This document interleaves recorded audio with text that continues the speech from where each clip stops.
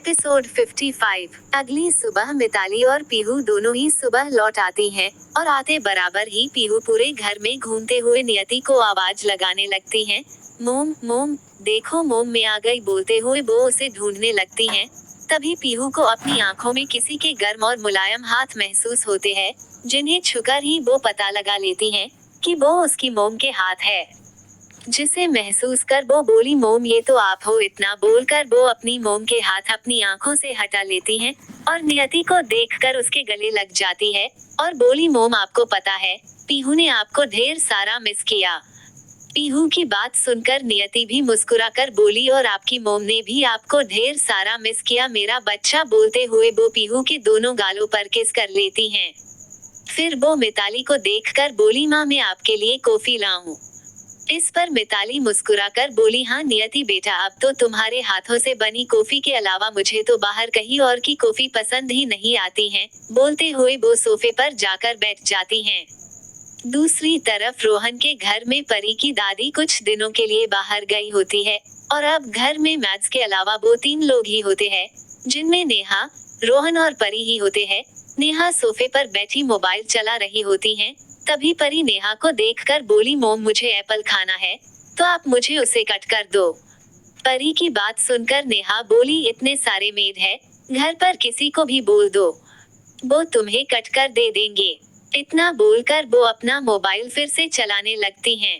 तभी परी की नजर अपने कमरे से बाहर आ रहे रोहन पर पड़ती है, जिसे देखकर परी कुछ सोचकर मुस्कुराने लगती हैं, और वो फ्रूट में रखे एप्पल को उठाकर उसे छीलने लगती हैं, और वो देखती हैं कि रोहन मोबाइल में बात करते हुए ही सीढ़ियां उतर चुका है। ये देखकर परी जानबूझकर अपनी एक उंगली काट लेती हैं और जोर से चिल्ला कर रोने लगती हैं, आ डैडी। इतना बोल वो जोर से रोने लगती हैं, और जैसे ही रोहन अपनी बेटी की रोती हुई आवाज सुनता है, वो जल्दी से परी के पास चला जाता है। साथ ही नेहा भी अब तक अपनी जगह से उठकर उनके तरफ बढ़ जाती है।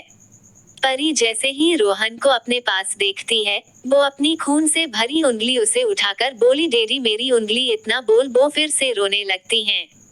वहीं जब रोहन परी की उंगली में कट और उससे खून निकलते देखता है, तो वो परी की उंगली में अपना रुमाल लपेटते हुए बोला, परी बेटा ये कैसे हो गया, कितना खून निकल रहा है, कैसे हुआ ये बेटा, और आप कर क्या रही थी।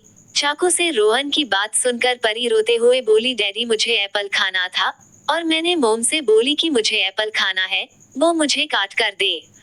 तो मोम ने कहा, अगर तुम्हें एप्पल खाना है तो खुद ही कट करो, मैं कोई तुम्हारी नौकर नहीं जो तुम्हारे सारे काम करके दूंगी।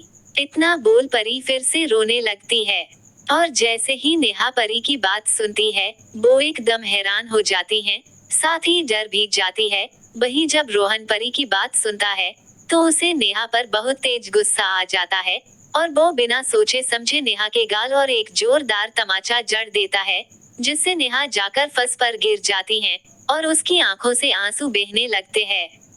साथ ही वो अपना एक हाथ अपने गालों पर रख लेती हैं।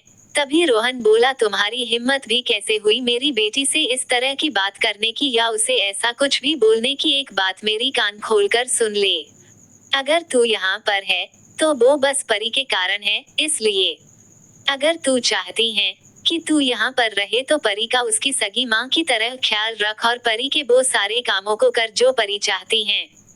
और अगर ऐसा नहीं हुआ तो मुझे 2 मिनट भी नहीं लगेंगे तुझे इस घर से बाहर निकाल फेंकने के लिए। इतना बोलकर वो परी को अपनी गोद में लिए वहां से चला जाता है।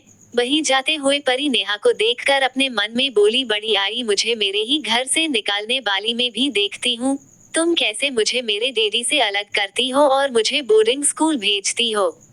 वहीं नेहा अपने गाल पर ही हाथ रखे और अपनी आंखों में आंसू के साथ परी के लिए नफरत और गुस्सा लिए उसे देखकर बोली, बित्ती भर की लड़की मुझसे उलझने चली है, मैं भी देखती हूँ कब तक तू इस घर में टिकती है, बहुत जल्द मैं तुझे इस घर से निकाल फेंकूंगी। इतना बोलकर वो वहां से उठ जाती है और किसी को फोन मिला देती हैं। जैसे ही फोन पिक होता है, दूसरी तरफ से किसी लड़के की आवाज आती है, जो नेहा से बोला, क्या हुआ बेबी, आज इतने जल्दी ही कॉल कर दी तुमने तो। इस पर नेहा भड़कते हुए बोली, अपनी बकवास बंद कर, और अब ये सोच कि कैसे इस लड़की को अपने रास्ते से हटाना है।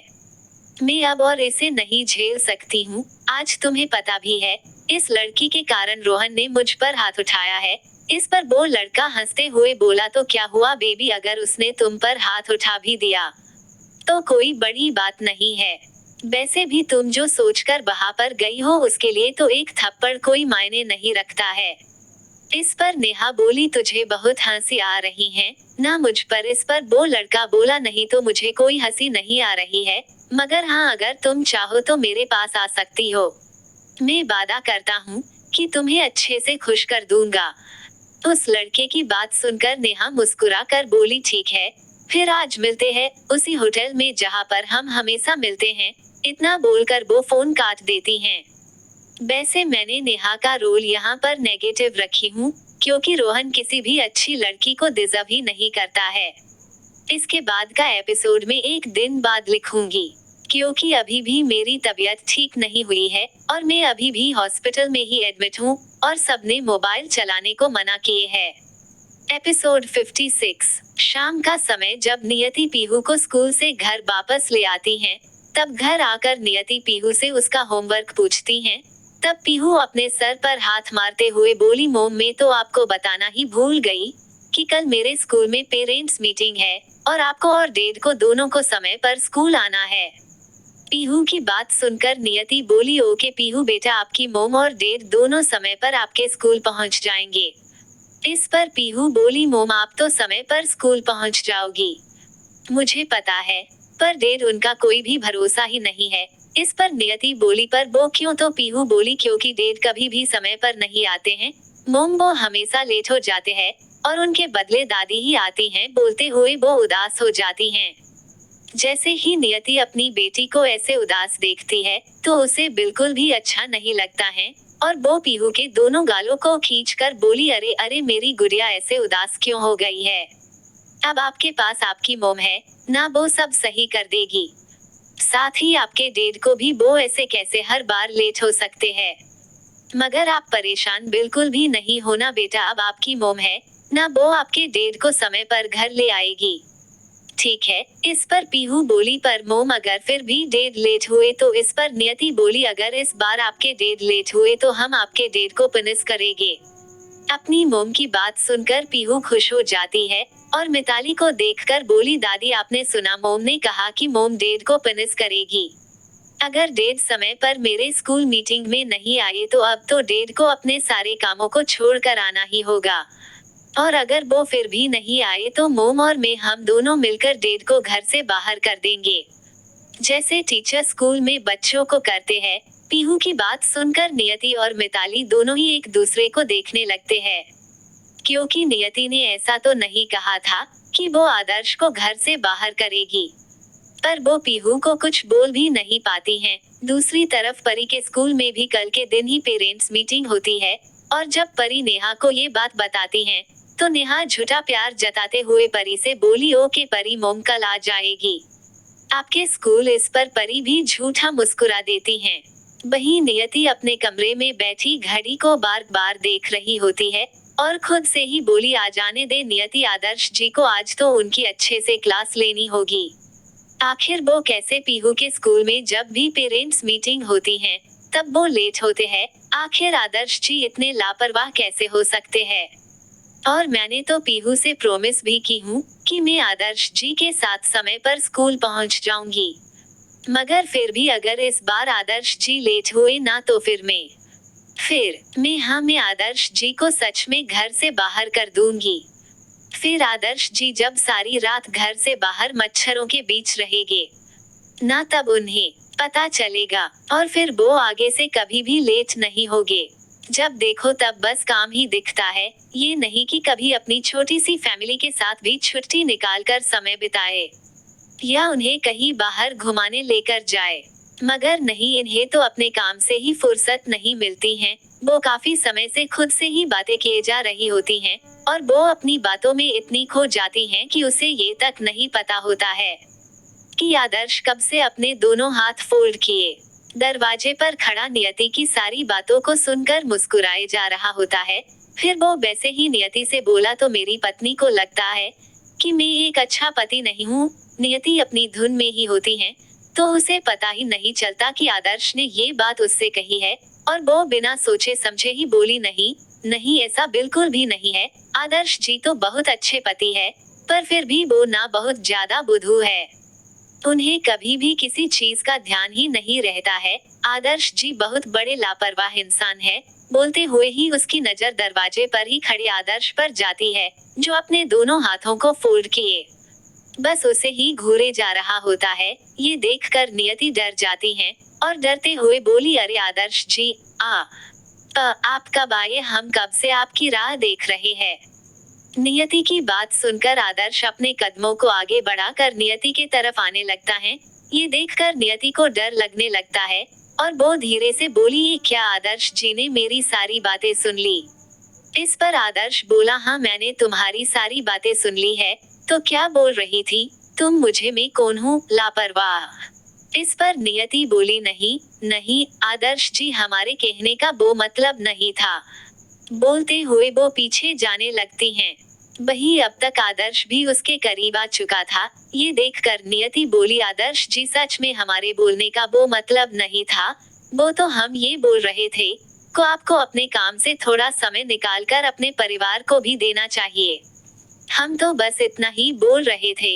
इतना बोलते ही वो जाकर बैट से टकरा जाती है और जैसे ही गिरने को होती है तो आदर्श उसे उसकी कमर से पकड़ लेता है, मगर दोनों का ही बैलेंस नहीं संभल पाता है और दोनों जाकर बैट पर गिर जाते हैं। नियति नीचे और आदर्श नियति के ऊपर। नियति ने तो गिरने के डर से अपनी आंखें ही बंद कर रखी थी। वही जब दोनों ही बैट पर गिर जाते हैं तब आदर्श की नजर जाकर नियति के चेहरे पर ही थम जाती है, जो बिना किसी मेकअप के भी सिर्फ मांग में सिंदूर, गले में मंगलसूत्र और होठों पर हल्की सी लिपस्टिक इतने में ही काफी ज्यादा सुंदर लग रही होती हैं, और साथ ही उसकी काली लंबी और घनी पलकें उसकी आंखों को और भी ज्यादा सुंदर बना रही होती हैं। जब नियति खुद को बेड पर गिरी महसूस करती हैं, तो वो अपनी आंखें खोल लेती हैं, और वो जैसे ही अपनी आंखें खोलती है, उसकी नजरें जाकर सीधे आदर्श की काली गहरी आंखों से मिलती हैं, जिन्हें देखकर नियति बस आदर्श की आंखों में ही खो जाती है। वही आदर्श भी बस नियति की आंखों को ही देख रहा होता है। कुछ देर तक दोनों वैसे ही रहते हैं, मगर जब नियति को होश आता है कि वो दोनों किस पोजीशन में है, तो वो अपनी पलकें झुकाकर आदर्श से बोली, आदर्श जी वो हमें नीचे जाना है।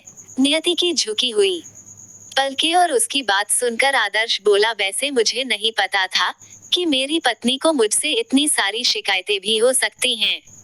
बोलते हुए वो नियति के चेहरे पर आए बालों को पीछे कर देता है, जिससे आदर्श की उंगलियां नियति के गालों पर टच हो जाती हैं, जिसे महसूस कर नियति की आंखें अपने आप ही बंद हो जाती है और वो कुछ भी नहीं बोलती हैं। जब आदर्श नियति की आंखों को ऐसे बंद देखता है, तो उसके चेहरे पर एक प्यारी सी मुस्कान आ जाती है और वो नियति से बोला, क्या हुआ नियति, तुमने मेरी बातों का जवाब नहीं दिया। आदर्श की बात सुनकर नियति अपनी आंखें खोलकर उसे देखने लगती है और आदर्श के सुंदर से चेहरे को देखकर बोली, आदर्श जी हमें आपसे किसी भी तरह की कोई शिकायत नहीं है। इनफैक्ट शिकायत तो आपको हमसे होनी चाहिए कि हमारे शादी के 1 महीने पूरे होने पर भी हमने आपको अभी तक आपका वो अधिकार नहीं दिया है जिस पर आपका हक है। इतना बोलकर नियति अपनी नजरें नीचे कर लेती हैं। नियति की बात सुनकर आदर्श मुस्कुरा कर नियति से बोला, नियति मैंने तुमसे शादी इसलिए नहीं करी कि मैं तुम्हारे शरीर को पा सकूं, बल्कि मैंने तुमसे शादी तुम्हारे दिल को देख कर की, जो कितना अच्छा और साफ है। साथ ही मुझे तुमसे किसी तरह की कोई भी शिकायत नहीं है। मैं तो खुद को काफी किस्मत वाला समझता हूँ कि तुम मेरी बेरंग सी जिंदगी में आई और मेरे इस मकान को घर बनाकर इसमें इतनी सारी खुशियाँ बिखेर दी हो। साथ ही मैं तो खुद को तुम्हारे लायक। अभी उसने इतना ही कहा था कि नियति उसके होठों पर अपनी एक उंगली रखकर बोली, नहीं आदर्श जी आप कभी भी आगे ऐसा मत बोलिएगा। आप नहीं जानते हैं, मगर आप सच में बहुत ज्यादा अच्छे हैं। आप इतने अच्छे हैं कि हम आपको बता भी नहीं सकते हैं कि आप कितने अच्छे हैं। और साथ ही हम खुद को खुश नसीब समझते हैं कि आप हमारी जिंदगी में आए और साथ ही हमारे आंचल में इतनी सारी खुशियाँ दे दी। इनफैक्ट आपने तो हमें वो दिया है जो हमारी खुद की बेटी ने हमसे छीन ली थी। एक माँ होने का अधिकार हम आपको बता भी नहीं सकते हमारे दिल पर क्या बीती थी। जब हमारी अपनी बेटी ने ही हमसे हमारा माँ कहने का अधिकार हमसे छीन लिया था और हमें छोड़कर उस इंसान के पास चली गई थी, जिसने न सिर्फ हमारे शरीर को बल्कि हमारी आत्मा को भी मेला कर दिया था। मगर आपने न सिर्फ हमें अपने बच्चों की माँ होने का अधिकार दिया, बल्कि आपने तो हमारी जैसी लड़की से शादी कर हमारी उजड़ी हुई दुनिया को भी फिर से संवार दिया है। इतना बोलते हुए ही नियति की आंखों से आंसू बहने लगते हैं और नियति की आंखों में आंसू देखकर आदर्श को बिल्कुल भी अच्छा नहीं लगता है और वो नियति के ऊपर ही झुककर नियति के आंखों में आए आंसुओं को अपने होठों से पी लेता है। और जैसे ही आदर्श के होठ नियति के गालों को छूते हैं, नियति को अपनी बॉडी में एक सिरहन सी महसूस होती है और उसकी आंखें बंद हो जाती है और उसके दोनों हाथों ब्लैंकेट को पकड़ लेते हैं। नियति की आंखों में आए आंसुओं को पी लेने के बाद आदर्श नियति के ऊपर से हटकर उसके साइड में लेट जाता है और नियति की बंद आंखों को देखकर बोला, नियति मैं कभी भी नहीं चाहूंगा कि तुम्हारी इन आंखों में किसी भी वजह से आंसू आए, क्योंकि मैं तुम्हारी इन आंखों में बिल्कुल भी आंसू नहीं देख सकता हूँ। आदर्श की बात सुनकर नियति अपनी आंखें खोल लेती हैं और आदर्श को देखकर बोली, हम कोशिश करेंगे आदर्श जी कि हम कभी भी इन आंखों में आंसू ना आने दे। नियति की बात सुनकर आदर्श मुस्कुरा देता है तो नियति आदर्श के करीब जाकर उसके सीने पर अपना सर रखकर बोली, और साथ ही हम ये भी कोशिश करेंगे आदर्श जी कि हम हमारे इस दोस्ती के रिश्ते को दोस्ती से आगे बढ़ा सके, पर उसके लिए अभी हमें थोड़ा समय चाहिए। नियति की बात सुनकर आदर्श नियति के माथे पर किसकर बोला, मुझे कोई भी जल्दबाजी नहीं है नियति, तुम जितना चाहो उतना समय ले सकती हो और अगर तुम चाहो तो हम हमारे रिश्ते को ऐसे भी कंटिन्यू कर सकते हैं। मुझे तुमसे किसी तरह की कोई भी शिकायत नहीं है। आदर्श की बात सुनकर नियति कुछ भी नहीं बोलती हैं। वो बस आदर्श के दिल की धड़कनों को अपनी आंखें बंद कर सुनते रहती हैं। एपिसोड 57। अगली सुबह जब आदर्श पीहू को अपने साथ लेकर जा रहा होता है, तब नियति आदर्श को याद दिलाते हुए बोली, आदर्श जी रुकिए। तो जैसे ही आदर्श नियति की आवाज सुनता है, उसके फेस पर एक बड़ी सी और प्यारी सी मुस्कान आ जाती है।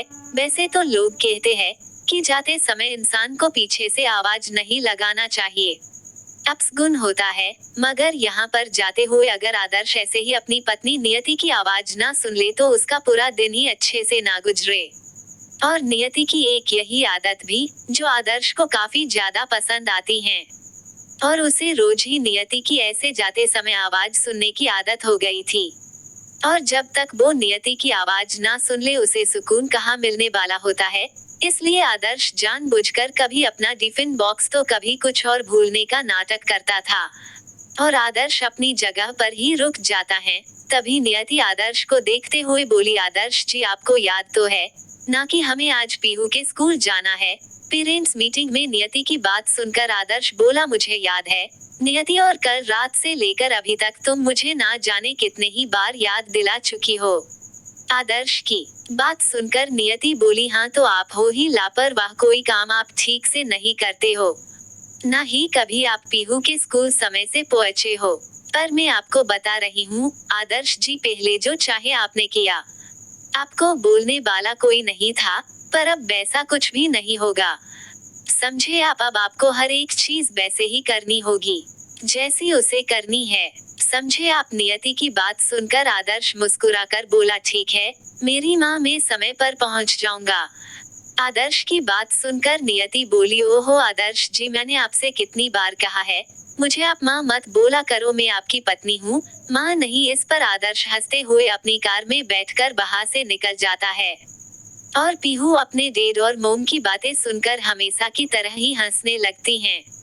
जब पीहू को ऐसे हंसते हुए आदर्श देखता है तो वो पीहू को अपनी आंखें दिखाते हुए बोला, तुमने अपनी मोम से झूठ क्यों कहा कि मैं कभी भी तुम्हारे स्कूल टाइम से नहीं आता हूँ और मैं हमेशा लेट हो जाता हूँ। अपने डैड की बात सुनकर पीहू हंसते हुए बोली, डैड जब तक मोम आपको डांट नहीं लगाती हैं तब तक मुझे अच्छा नहीं लगता है, साथ ही आपकी और मोम की ऐसी नोक झोंक देख ना लो तब तक दिल को सुकून नहीं मिलता है। इतना बोलकर पीहू फिर से हंसने लगती है।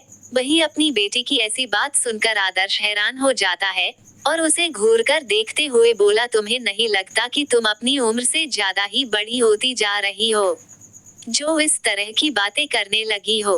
अपने डेड की बात सुनकर पीहू हंसने लगती हैं। दूसरी तरफ परी भी रोहन और नेहा को देखकर बोली, मोम डैडी आप दोनों को याद तो है ना कि आज मेरे स्कूल में पेरेंट्स मीटिंग है, तो आप दोनों को समय पर आ जाना है।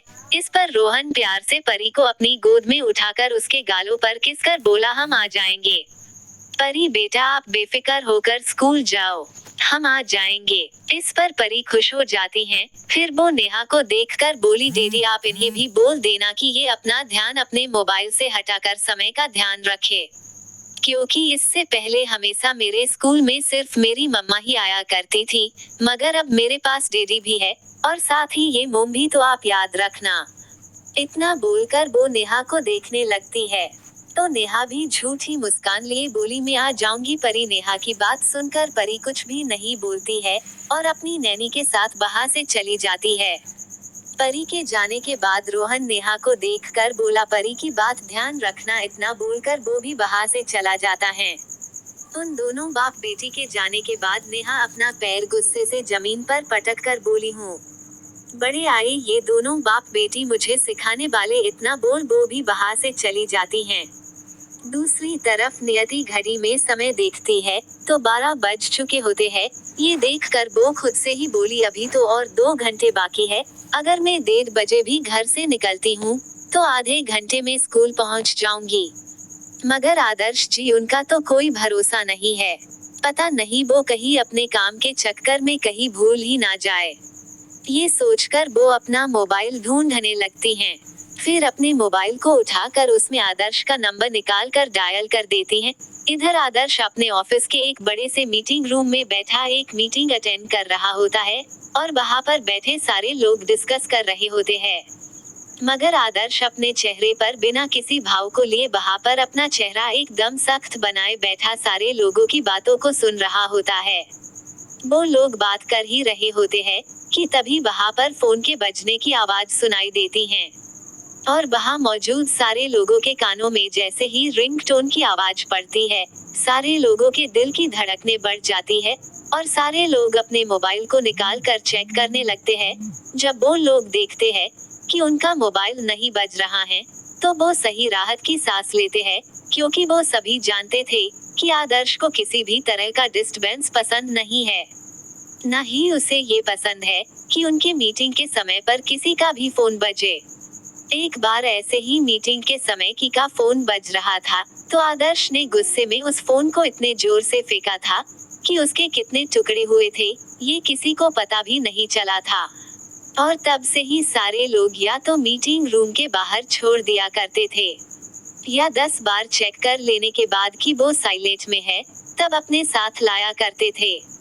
वो सारे लोग अभी ये सारी बातें सोच ही रहे होते हैं कि तभी उनके कानों में आदर्श की सॉफ्ट आवाज पड़ती है, जिसे सुनकर तो सारे लोग मानो अपनी जगह पर ही जम जाते हैं और उन्हें एक तरह का सदमा ही लग जाता है, क्योंकि आज से पहले कभी भी आदर्श ने मीटिंग के दौरान अपना मोबाइल नहीं उठाया था और दूसरी बात, किसी ने भी आदर्श की इतनी सॉफ्ट आवाज नहीं सुनी होती है। आदर्श फोन पिक कर उसे अपने कान में लगाकर अपनी प्यारी आवाज में बोला, हेलो। जैसे ही आदर्श हेलो बोलता है, दूसरी तरफ से नियति बोली, आदर्श जी आपको याद है ना कि हमें कहाँ पर जाना है? साथ में कहीं आप भूल तो नहीं गए ना? नियति की बात सुनकर अब तक सख्त होकर बैठे आदर्श के फेस पर भी मुस्कान आ जाती है और वो बोला, मुझे याद है नियति, हमें कहाँ पर जाना है?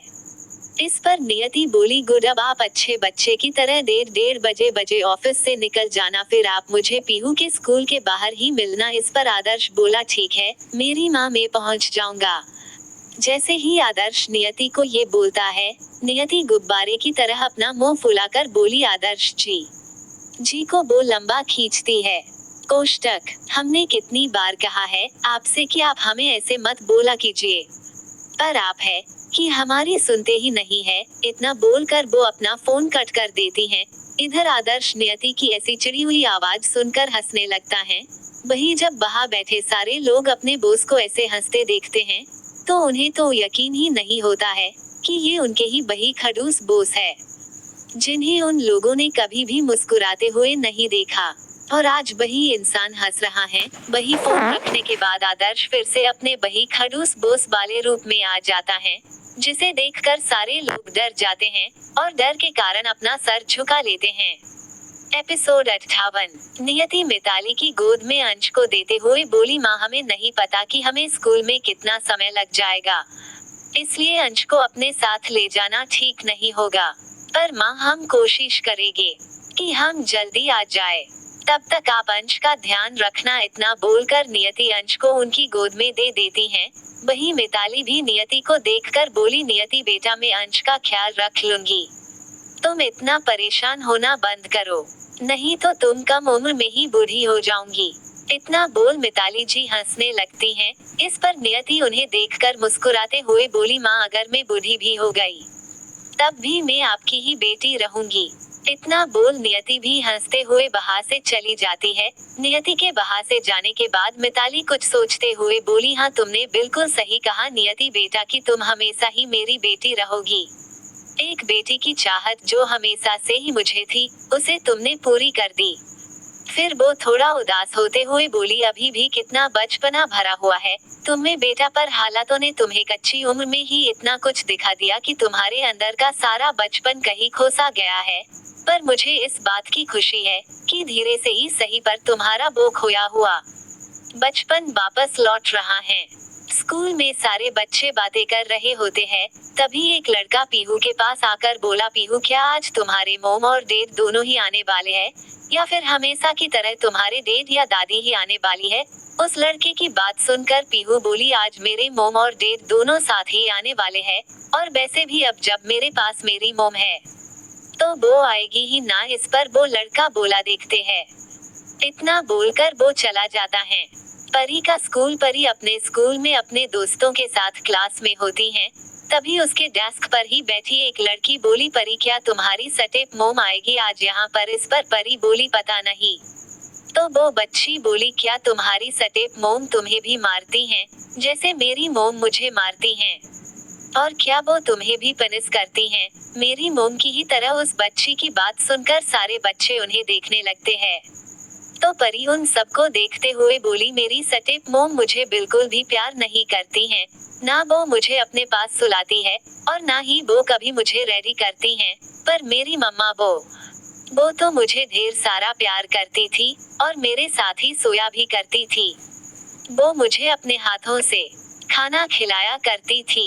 इतना बोलते हुए ही उसे अपनी मम्मा की याद आ जाती है और वो उदास हो जाती है। जिसे ऐसे उदास देखकर उसके दोस्त बोले, तो तुम्हारी मम्मा कहाँ गई? क्या वो गॉड के पास चली गई है? उस बच्चे की बात पर परिणाम में अपना सर हिलाकर बोली, नहीं मुझे नहीं पता वो कहाँ है, मुझे बस इतना पता है कि उन्होंने मुझे छोड़ दिया है। वो चाहती तो मेरे साथ रह सकती थी, मगर नहीं, उन्होंने मेरे साथ रहने से अच्छा मुझे छोड़कर जाना ही समझा। इतना बोलकर वो रोने लगती हैं। अब यहाँ पर मैं सबको बता दूं कि परी लालची जरूर है, मगर वो अभी बस 5 साल की एक छोटी बच्ची है, जिसे ये नहीं पता है कि उसकी मोम ने रोहन के साथ शादी करने से क्यों मना किया और वो क्यों नहीं रोहन के साथ रह सकती थी। एक दिन परी को भी सब पता चलेगा, मगर तब तक उसकी उम्र भी बढ़ जाएगी, साथ ही रोहन से नफरत भी हो जाएगी। स्कूल में मीटिंग का समय 2 बजे का था, तो अब तक 2 बजने में मात्र 10 मिनट ही बचे होते हैं और बराबर 10 मिनट पहले ही नियति की कार स्कूल के बड़े से गेट के सामने आकर रुकती है और साथ ही कुछ बच्चों के पेरेंट्स भी आ चुके थे। नियति गाड़ी से उतरकर इधर उधर देखने लगती हैं और अपने मन में बोली, ये आदर्श जी भी ना पता नहीं कहाँ रह गए, अभी तक निकले भी या नहीं पता नहीं। अभी वो ये सोच ही रही थी कि उसे अपने कानों में किसी की आवाज सुनाई देती है, जो बोला, वैसे मुझे नहीं पता था कि मेरी पत्नी मुझे इतना ज्यादा मिस करती हैं कि वो मुझे हर 15 मिनट में फोन लगाकर ये याद दिलाती है कि मुझे आज कहाँ जाना है और कहाँ पर नहीं। साथ ही अब तो वो मेरे हर एक पल का भी ध्यान रखने लगी है। अगर मैं घर ले जाता हूँ तो वो मुझे ये याद दिलाती है कि मैं कितने मिनट लेट हूँ। आदर्श की बात सुनकर नियति उसे कुछ भी नहीं बोलती हैं। वो बस उसे देखते ही रहती हैं। दोनों ही एक दूसरे को ऐसे ही देखते रहते हैं।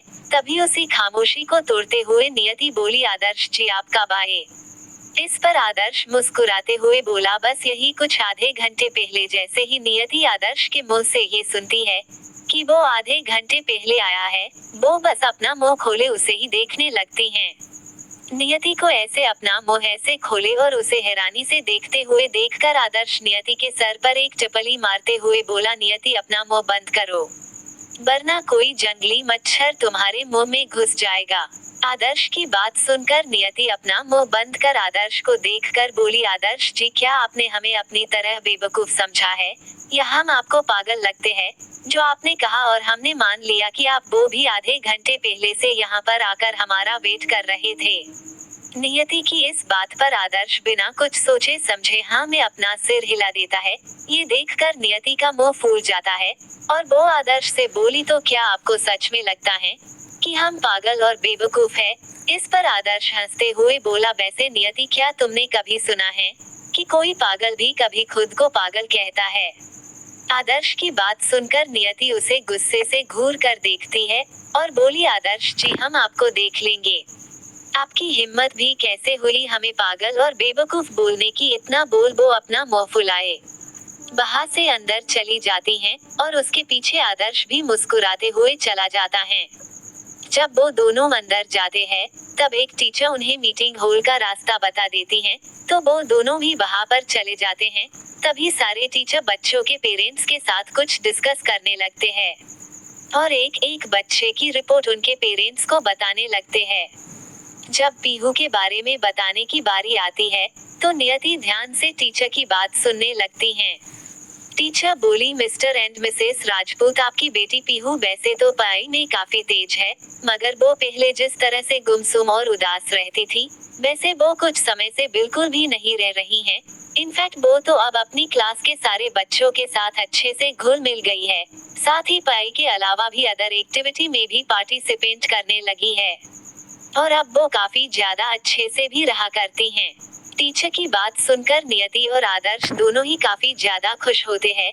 तभी टीचर उन दोनों को पीहू की टेस्ट रिपोर्ट दिखाते हुए बोली, पीहू ने इस बार टेस्ट में 100 में से पूरे 120 अंक लाए हैं। टीचर की बात सुनकर नियति कंफ्यूज होकर उन्हें देखने लगती हैं, तो आदर्श बोला, 120 मतलब 100 टेस्ट के और जो 20 अंक है वो पीहू ने उन सवालों को सोल्व कर पाया है जो उसके सिलेबस के नहीं बल्कि उससे बड़ी क्लास के बच्चों के हैं। आदर्श की बात सुनकर नियति थोड़ी हैरान तो होती हैं, पर उसे पीहू की इंटेलिजेंस में गर्व भी होता है और वो काफी ज्यादा खुश भी होती हैं। एपिसोड 59। मीटिंग के बाद नियति और आदर्श पीहू को भी अपने ही साथ ले आते हैं। पीहू नियति और आदर्श के बीच बैठी बातें कर रही होती हैं और हमारी नियति अपना मुंह अभी भी फुलाए बैठी होती है, स्मार्ट ओपन माउथ स्माइल, जिसे ऐसे देखकर आदर्श को उस पर हंसी तो बहुत आ रही होती है, पर वो अपनी हंसी को किसी तरह अपने अंदर ही दबाए रखता है, क्योंकि उसे पता था कि अगर वो जरा सा भी हंसा तो नियति और ज्यादा नाराज हो जाएगी। वही जब पीहू देखती है कि उसके डेड और मोम दोनों ही एक दूसरे से बातें नहीं कर रहे हैं, इनफैक्ट उसकी मोम तो उसके डेड से काफी ज्यादा नाराज है, ये देखकर पीहू को सब समझ आ जाता है कि जरूर उसके डेड ने ही कुछ किया होगा, तभी उसकी मोम उसके डेड से नाराज है। यही सब सोचकर पीहू अपने डेड की कमर पर चिमटी काट लेती हैं। जैसे ही पीहू ऐसा करती हैं, आदर्श घूर कर पीहू को देखने लगता है। वही अपने डेड को ऐसे घूरते देखकर पीहू अपने सारे दांत अपने डेड को दिखा देती है। जब आदर्श देखता है कि उसकी बेटी अब बिल्कुल भी उससे नहीं डरती है, ये सोचकर वो दूसरी तरफ देखने लगता है और नियति तो पहले से ही दूसरी साइड देख रही होती है। ये देखकर पीहू अपने सर पर हाथ रखकर बोली, अगर ये ऐसे ही रहे तो मैं तो पूरे रास्ते बोर ही हो जाऊंगी। यही सब सोचकर वो नियति का मोबाइल लेकर उसमें गाना चला देती हैं और उस गाने के बोल कुछ इस तरह होते हैं, बातें ये कभी ना तू भूलना, कोई तेरे खातिर है जी रहा, जाए तू कहीं भी ये सोचना, कोई तेरे खातिर है जी रहा, तू जहाँ जाए महफूज हो, दिल मेरा मांगे बस ये दुआ, बातें ये कभी ना तू भूलना, कोई तेरे खातिर है जी रहा, जाए तू कहीं भी ये सोचना, कोई तेरे खातिर है जी रहा, हमदर्द है, हमदम भी है, तू साथ है तो जिंदगी, तू जो कभी दूर रहे, ये हमसे हो जाए अजनबी। तुझसे मोहब्बत करते हैं जो, कैसे करें हम उसको बयान। गाना थोड़ा बड़ा हो गया पर कोई बात नहीं। जैसे ही नियति और आदर्श दोनों ही इस गाने को सुनते हैं, दोनों ही पीहू को देखने लगते हैं, जो मोबाइल में गाने की वीडियो देख रही होती हैं। आदर्श दोबारा से पीहू को घूर कर देखने लगता है। जब नियति की नजर आदर्श पर जाती है, जो पीहू को ऐसे घूर कर देख रहा होता है, ये देखकर नियति पीहू को अपनी गोद में बिठाते हुए बोली, ये क्या हरकत है आपकी आदर्श जी। पहले तो आपने हमें बेवकूफ और पागल कहा, अब आप हमारी बेटी को ऐसे घूर कर देख रहे हो, जैसे अभी मौका मिले तो आप पीहू की पिटाई ही लगा दो। नियति की बात सुनकर आदर्श अपनी दोनों बहू को चढ़ा कर बोला, क्या तुम्हें ऐसा लगता है कि मैं कभी भी अपनी बेटी पर हाथ भी उठा सकता हूँ। इस पर नियति बोली, नहीं नहीं, आप ऐसा करना तो दूर सोचोगे भी नहीं। इस पर आदर्श बोला, तो तुमने ये कैसे कहा कि मैं ऐसा कर सकता हूँ। तो नियति बोली, हाँ आपने भी तो हमें पागल और बेवकूफ कहा ना। तो आदर्श बोला, तो क्या तुम्हें कोई शक है। इस पर नियति बिना सोचे फिर से बोली, नहीं। तो नियति की बात पर आदर्श हंसने लगता है। साथ ही पीहू भी जब नियति दोनों बाप बेटी को खुद पर हंसते देखती है, तो उसका मुंह बन जाता है और वो बोली, हमें आप दोनों से बात ही नहीं करनी है। इतना बोलकर वो अपनी नजरें फेरकर गाड़ी से बाहर देखने लगती हैं। तो पीहू और आदर्श दोनों ही उदास होकर एक दूसरे को देखने लगते हैं और आंखों ही आंखों में बात करने लगते हैं कि अब वो नियति को कैसे मनाए। वहीं नियति गाड़ी के बाहर देख रही होती हैं, तभी उसे सड़क के किनारे एक पानी पूरी का ढेला दिखता है, जिसे देखकर नियति के मुंह में पानी आ जाता है, साथ ही आंखों में चमक भी, और वो जोर से ड्राइवर को आवाज लगाकर बोली, भैया जल्दी से गाड़ी रोकिए। जैसे ही ड्राइवर नियति की आवाज सुनता है, वो जल्दी से गाड़ी में ब्रेक लगाकर उसे रोक देता है। वहीं नियति के ऐसे चिल्लाकर बोलने से आदर्श और पीहू दोनों ही उसे देखने लगते हैं। जब नियति देखती है कि उसका पति और उसकी बेटी दोनों ही उसे देख रहे हैं, तो नियति आदर्श को देखते हुए बोली, आदर्श जी हमें भूख लगी है। बोलते हुए वो एकदम मासूम सा फेस बना लेती हैं, साथ ही अपने पेट पर भी हाथ रख लेती हैं, जिसे देखकर आदर्श को नियति पर बहुत ही ज्यादा प्यार आने लगता है। और आइए भी क्यों ना भाई, नियति है कि ऐसी कि कोई भी उसे प्यार करने लगे। फिर आदर्श नियति को देखकर बोला, ठीक है हम घर पहुंचने ही वाले हैं, तुम घर चलकर खाना खा लेना। इस पर नियति बोली, नहीं आदर्श जी हमें सच में बहुत जोर से भूख लगी है, हमने घर पर भी आज खाना नहीं खाया है। सच में नियति की बात सुनकर आदर्श उसे देखते हुए बोला, ठीक है चलो हम किसी रेस्टोरेंट या होटल चलते हैं। आदर्श की बात सुनकर नियति मना करते हुए बोली, नहीं नहीं आदर्श जी हमारे पास उतना समय नहीं है, वैसे भी हमारे पेट में चूहे दौड़ लगा रहे हैं। नियति की बात सुनकर आदर्श बोला, तो तुम क्या चाहती हो नियति साफ बताओ। इस पर नियति बोली, हम बस इतना चाहते हैं कि आप हमें पैसे दे दे। जैसे ही आदर्श नियति की ये बात सुनता है, वो उसे थोड़ी अजीब नजरों से देखते हुए बोला, और तुम्हें पैसे क्यों चाहिए। इस पर नियति बोली, आदर्श जी हमें ज्यादा पैसे नहीं चाहिए, हमें बस आप अपनी उंगली में काउंट करते हुए बोली, 20 नहीं 30 दे दीजिए। इतना बोलकर वो अपना हाथ आदर्श के सामने कर देती हैं। ये देखकर आदर्श को समझ नहीं आता कि नियति बोलना क्या चाह रही हैं। वो 20-30 हजार मांग रही है या लाख, उसे कुछ भी समझ नहीं आता, इसलिए वो अपनी पॉकेट से अपना पर्स निकालकर नियति के हाथों में रख देता है। ये देखकर नियति खुश हो जाती है और खुशी से बोली, थैंक्स आदर्श जी आप ना सच में बहुत अच्छे हैं। इतना बोलकर पीहू को अपने साथ लिए गाड़ी से बाहर निकल जाती हैं और उसे पानी पूरी के ढेले के पास चली जाती है। वही आदर्श बस हैरानी से उन दोनों लड़की को देख रहा होता है, जो उसे कार में अकेला छोड़ गई थी। आदर्श खुद से बोला, ये लड़की भी ना खुद तो चली गई, साथ ही मेरी बेटी को भी अपने साथ ले गई, और ऊपर से मुझे भी ऐसे अकेले छोड़ गई। यही सोचकर वो भी गाड़ी से बाहर निकल जाता है। और जब वो नियति और पीहू को उस ढेले के पास खड़ा देखता है, तो खुद से बोला, क्या ये लड़की बोल नहीं सकती थी कि उसे पानी पूरी खाना है। इतना ड्रामा करने की क्या जरूरत थी। इतना बोलते ही वो भी उन दोनों के पास चला जाता है। नियति उस गुपचुप वाले को देखकर बोली, भैया जल्दी से 2 प्लेट पानी पूरी की लगा दो, 1 प्लेट तीखी और 1 मीठी वाली। नियति की बात सुनकर वो आदमी ठीक है इतना बोल दोनों प्लेट बना देता है। तो नियति मीठी वाली गुपचुप पीहू को खिलाते हुए बोली, पीहू बेटा इसे खाकर देखो, ये तुम्हें अच्छी लगेगी। नियति की बात सुनकर पीहू हाँ में अपना सर हिलाकर एक गुपचुप उठाकर उसे खा लेती हैं। ये देखकर नियति भी अपनी तीखी वाली खाने लगती हैं, और आदर्श बस पास खड़ा उन दोनों लड़कियों को देखकर धीमी आवाज में बोला, क्या इसे पता नहीं है कि इस तरह से कुछ भी खाना हेल्थ के लिए ठीक नहीं है, साथ ही ये कितना हाइजीनिक होता है। बोलते हुए वो अपना सर खुजाने लगता है। वहीं नियति जब आदर्श को देखती हैं, तो वो उसे देखकर बोली, आदर्श जी आप भी खाए ना। बोलते हुए वो उस प्लेट को आदर्श के सामने कर देती हैं, जिसे देखकर आदर्श मना करते हुए बोला, नहीं मुझे नहीं खाना, ये तुम ही खाओ। आदर्श की बात सुनकर नियति बोली, आदर्श जी एक पानी पूरी खाकर तो देखिए, आपको सच में ये अच्छी लगेगी। नियति ये सब इतने प्यार से बोलती हैं कि आदर्श उसे मना ही नहीं कर पाता है, और जैसे ही वो पानी पूरी उठाता है, वो टूटकर प्लेट पर ही गिर जाती हैं। ये देखकर नियति और पीहू दोनों ही उस पर हंसने लगते हैं। एपिसोड 60। जैसे ही आदर्श के हाथ से पानी पूरी टूटकर गिर जाती है, ये देखकर पीहू और नियति दोनों ही आदर्श पर हंसने लगती हैं। वहीं नियति हंसते हुए बोली, आदर्श जी आपको तो पानी पूरी खाना भी नहीं आता, क्या आपने इससे पहले कभी भी पानी पूरी नहीं खाया?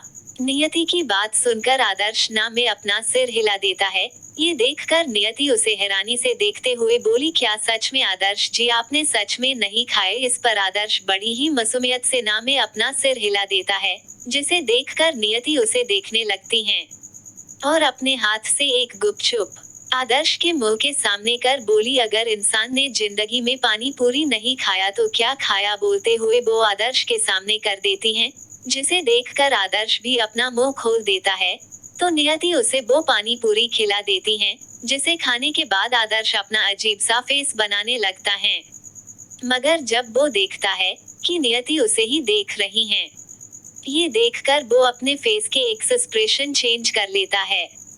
नियति उसे देखकर बोली, कैसी लगी आदर्श जी आपको? इस पर आदर्श बस अपनी उंगली के इशारे से अच्छी बोल देता है, जिसे देखकर नियति एक और पानी पूरी आदर्श के मुंह के सामने कर देती हैं, जिसे देखकर आदर्श उसे भी खा लेता है। मगर 2 गुपचुप खाने में ही आदर्श का पूरा चेहरा लाल हो जाता है, यहाँ तक कि उसकी नाक भी, और होती भी क्यों ना, पानी पूरी इतनी तीखी जो थी। जब नियति आदर्श के गालों और नाक को ऐसे लाल हो चुकी देखती हैं, तो वो उल्टा उसे ही डांट लगाते हुए बोली, सच में आदर्श जी आप कितने बड़े पागल हो ना, जब आपको पता है कि आप इतना तीखा नहीं खा सकते हो तो किसने कहा आपको ऐसे तीखा खाने के लिए? बोलते हुए वो उसे पानी की एक बोतल दे देती हैं, जिसे लेकर आदर्श भी जल्दी से बहुत सारा पानी पी लेता है, और उसे देखकर बोला, इसे खाने के लिए तो तुमने ही मुझे कहा था ना। बोलते हुए वो नियति को देखने लगता है। इस पर नियति कुछ देर के लिए तो शांत हो जाती है, फिर बोली, हाँ तो मैंने खाने के लिए कहा, पर आप ये भी तो बोल सकते थे ना कि आप तीखी चीजें नहीं खा सकते हो। इतना बोलते हुए वो आदर्श के पर्स को खोल उसमें पैसे देखने लगती हैं। मगर जब नियति आदर्श के पर्स को खोलती है, तो उसे उसमें 3 से 4 बैंक के कार्ड दिखते हैं, मगर उसे उसमें नोट कहीं नहीं दिखती हैं, और दिखती भी है तो 2000 की एक ही नोट दिखती हैं, जिसे देखकर नियति आदर्श को देखते हुए बोली, आदर्श जी ये क्या 2000 की नोट? अब हम खुले पैसे कहाँ से लाए? इतना बोलते हुए वो उस 2000 की नोट को ही उस पानीपुरी वाले के सामने कर देती हैं, जिसे देखकर वो आदमी बोला, मैडम ये क्या इतनी बड़ी नोट? मेरे पास तो इतने चिल्लर भी नहीं है, अगर आपके पास चिल्लर हो तो आप वो मुझे दो। उस आदमी की बात सुनकर नियति बोली, भैया अगर हमारे पास चिल्लर पैसे होते तो हम आपको वही नहीं दे देते क्या? पर हमारे पास अभी है नहीं नियति। और उस आदमी की बात सुनकर आदर्श बोला, कोई बात नहीं नियति, तुम रहने दो, ये सारे पैसे तुम इसे दे दो और चलो अब यहाँ से। आदर्श की बात सुनकर नियति अपना मुंह खोले उसे देखने लगती हैं, और बोली, हमने बस 30 रुपए की पानीपुरी खाई है, तो हम इन्हें 2000 रुपए किस बात के दे? इस पर आदर्श बोला, जब उसके पास भी चेंज नहीं है और हमारे पास भी, तो उसे ये नोट दो और चलो यहाँ से। इस पर नियति बोली, आदर्श जी आप कैसी बात कर रहे हैं? हम 2,000 क्यों दे इन्हें और किस बात के, और वैसे भी आपके पास कोई पैसों का झाड़ नहीं लगा है जो इतने सारे पैसे ऐसे बांटते फिरोगे। आप भी पैसे मेहनत करके कमाते हैं, कोई आपके पास भी पैसे फ्री के नहीं आते जिन्हें ऐसे ही बांटते फिरना। और आपको पता भी है महंगाई कितनी है, और हमारे घर में तो बस आप अकेले ही कमाने वाले हो, तो हम ऐसे पैसे बर्बाद नहीं कर सकते हैं। नियति की बात सुनकर आदर्श अपना सर पिट लेता है और अपने मन में बोला, ये लड़की क्या मुझे कोई गरीब इंसान समझ रही है जो ये मेरे पैसे बचाना चाह रही है? क्या इसे नहीं पता कि इसका पति इस शहर का ही नहीं बल्कि पूरे एशिया का सबसे अमीर और पावरफुल इंसान है, जिसके लिए लाखों रुपए भी कोई मायने नहीं रखते हैं, और ये यहाँ 2,000 की नोट के लिए बेहस कर रही हैं। जब वो ढेले वाला इन कपल को ऐसे लड़ते देखता है तो बोला, मैडम आप इस तरह लड़ना बंद करो और मुझे फोन पे कर दो मेरे पैसे। जब आदर्श और नियति उस आदमी की बात सुनते हैं तो नियति उसे घूर कर देखते हुए बोली, ये सब आप पहले नहीं बता सकते थे भैया, खामाखा इतना समय बर्बाद कर दिया आपने। इतना बोलकर नियति आदर्श से बोली, अब जल्दी से इन्हें पैसे ट्रांसफर करके चलो यहाँ से। इतना बोलकर वो पीहू का हाथ पकड़ गाड़ी में जाकर बैठ जाती हैं। वही आदर्श बेचारा उस आदमी को घूर कर देखता है और उसके पैसे देकर वहां से चला जाता है, और गाड़ी में बैठने के बाद अपने सर पर हाथ रख कर बैठ जाता है और अपने मन में बोला, ये लड़की सच में पागल है। पहले तो ये हाइजेनिक सी चीजें खाने के लिए इतना नाटक की, और ऊपर से फिर ये सब, और ऊपर से ये मेरे पैसे बचाना चाह रही है। किस तरह की लड़की है ये, जहाँ पर बीवी अपने पति का जेब खाली करने से पीछे नहीं हटती है, वही ये मेरे पैसे बचा रही हैं। इस लड़की का सच में कुछ भी नहीं हो सकता है।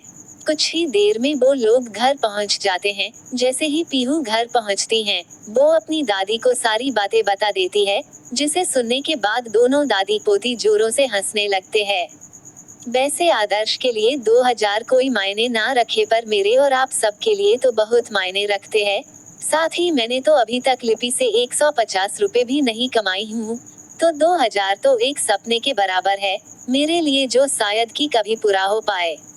दूसरी तरफ जब परी घर पहुंचती हैं, तो वो घर में आते बराबर ही हॉल में रखे सारे सामानों को तोड़ा फोड़ी करने लगती हैं और गुस्से में चिल्लाते हुए बोली, यहाँ पर सब बहुत बुरे हैं, सारे लोग बुरे हैं, किसी को मेरी परवाह नहीं है, कोई मुझसे प्यार भी करता, सारे लोग झूठे हैं, झूठे, यहाँ तक कि डैडी आप भी झूठे हो।